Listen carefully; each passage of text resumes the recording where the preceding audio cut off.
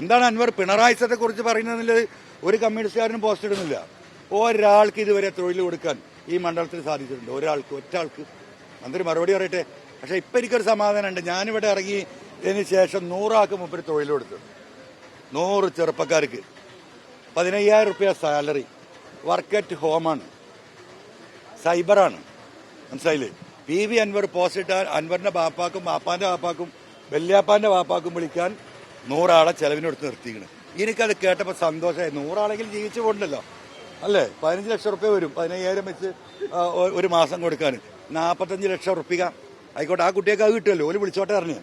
നമ്മളെ ആളുകൾക്കൊക്കെ ഭയങ്കര വിഷമം. ഓല് വിളിച്ചോട്ടെ എന്നാലും ഓലെ ജീവിതങ്ങൾ അതേ തൊഴിൽ മൂപ്പര് കൊടുത്തു. മനസ്സിലായോ?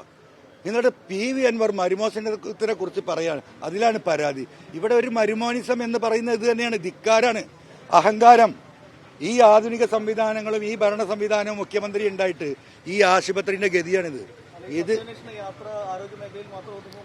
എല്ലാ മേഖലയും ടച്ച് ചെയ്യും.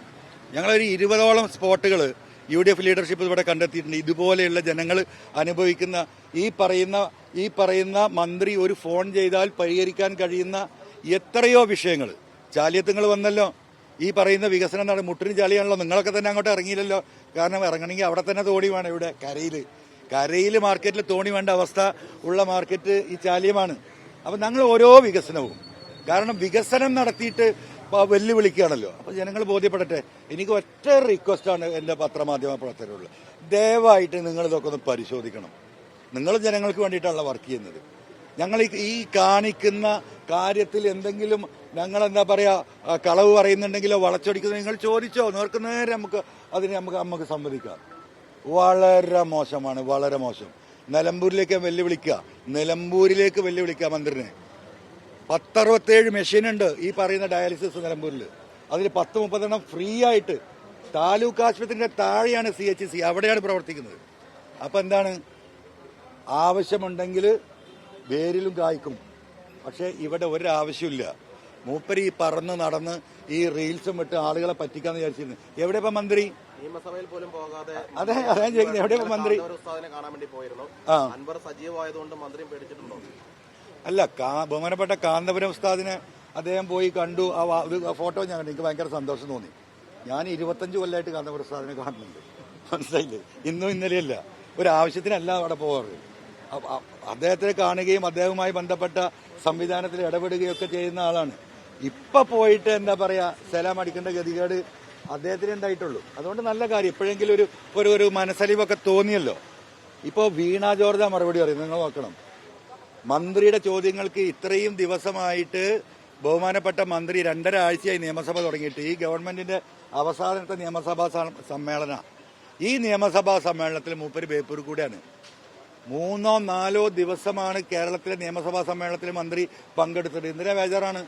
ഇന്നലെ ബഹുമാനപ്പെട്ട പാർട്ടിയുടെ സെക്രട്ടറി പറഞ്ഞു അവിടെ വലിയ അൻവർ നല്ല രീതിയിൽ തോൽക്കും, അൻവറിന് ഒരു ചുക്കും ചെയ്യാൻ കഴിയില്ല എന്നുള്ള പാർട്ടി സെക്രട്ടറി പറഞ്ഞതായിട്ട് ഞാൻ കണ്ടു വാർത്തകൾ. ഈ പാർട്ടി സെക്രട്ടറിയുടെ നിലമ്പൂർ വന്നിരുന്നു നിങ്ങൾക്കറിയാം. ഇപ്പൊ ഈ തെരഞ്ഞെടുപ്പിൽ അവിടുന്ന് പത്രക്കാർ ചോദിച്ചപ്പോൾ ഇങ്ങനെ കാണിച്ചിട്ട് പറഞ്ഞു അൻവർ പോയിട്ട് പാർട്ടിക്ക് രോമം പോയിട്ടില്ല. അതുകൊണ്ട് ഈ സെക്രട്ടറി തന്നെ. മനസ്സിലായില്ലേ? അവിടെ മൊത്തം ജനങ്ങൾ വടിച്ചു വിട്ടു. മനസ്സിലായില്ലേ? ഒരു രോമല്ല, എല്ലാം അതാണ് സ്ഥിതി. അതവർ മനസ്സിലാക്കിയാൽ മതി.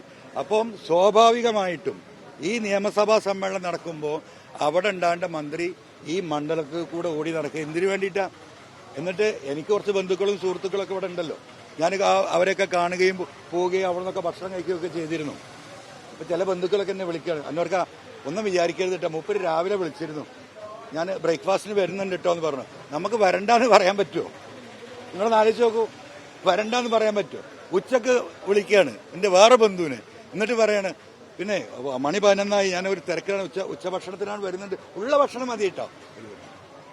എന്നിട്ട് പോയി ഭക്ഷണം കഴിക്കാൻ. ആയിക്കോട്ടെ, കുഴപ്പമില്ല, ഒരു കുഴപ്പമില്ല, ഒന്നും വേണ്ട. നിങ്ങൾ ആലോചിക്കുക എത്രത്തോളം ചീപ്പാണ് അദ്ദേഹം നടത്തുന്ന പ്രവൃത്തി എന്നതിന് ഏറ്റവും വലിയ തെളിവ് നിങ്ങളെ മുമ്പ് തന്നെ ഉണ്ടല്ലോ. ഇവിടെ വേങ്ങാട് ഫാമിലിന്റെ ഒരു കുടുംബസമിതി സമ്മേളനത്തിൽ പങ്കെടുത്ത് ഞാൻ ഇറങ്ങും. ഞങ്ങൾ തമ്മിൽ കണ്ടുമുട്ടി. ഞാൻ എന്റെ കാറിൽ നിന്ന് ഇറങ്ങി, പുള്ളി അദ്ദേഹത്തിന്റെ കാറിൽ നിന്ന് ഇറങ്ങി, ഞങ്ങൾ കണ്ടുമുട്ടി, ഷെയ്ഖാന്റെ ഇത് കുശലം പറഞ്ഞ് പിരിഞ്ഞു. അത് വീഡിയോ എടുത്തിട്ടേ നാട് മുഴുവൻ പ്രചരിപ്പിക്കുക.